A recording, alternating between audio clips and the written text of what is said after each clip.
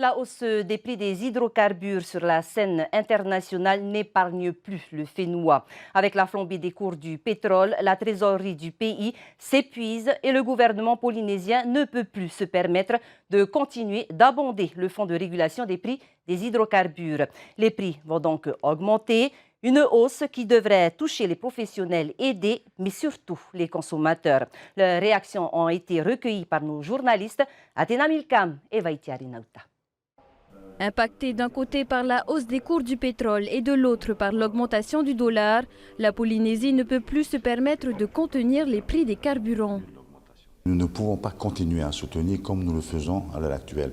Il en faudrait encore 10 milliards d'ici la fin de l'année.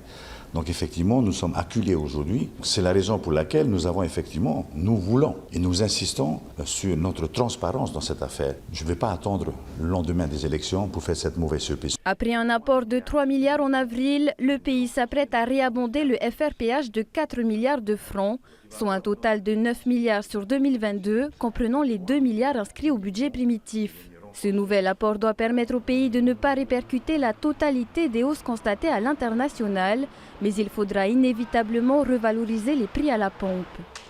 Une augmentation en temps normal, par exemple pour le carburant, c'est sûr que c'est toujours difficile pour les familles. Donc on verra bien ce que ça va donner. Ça fait cher, gros. Faire le plein, tout ça. Déjà là, la moto est toute seule, 1500 le plein. Là, ça va peut-être monter dans les 2000, quoi. Est-ce que vous pensez qu'à l'heure actuelle, on peut baisser le prix de l'essence? Il n'y a pas le choix. La question, c'est est-ce qu'il y en aura encore dans quelques temps?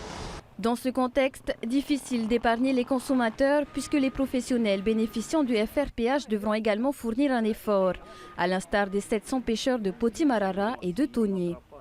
Si c'est le cas, je pense que c'est un mauvais choix. Ça va augmenter. Ils sont libres de le faire. Mais ça, on le fera impacter. On se fera impacter ça à la population. Déjà, ils sont impactés par la TVA sociale. Même inquiétude du côté des navires de commerce. Pour cet armateur, la hausse des prix au Fénois était inévitable et elle ne sera pas sans conséquences.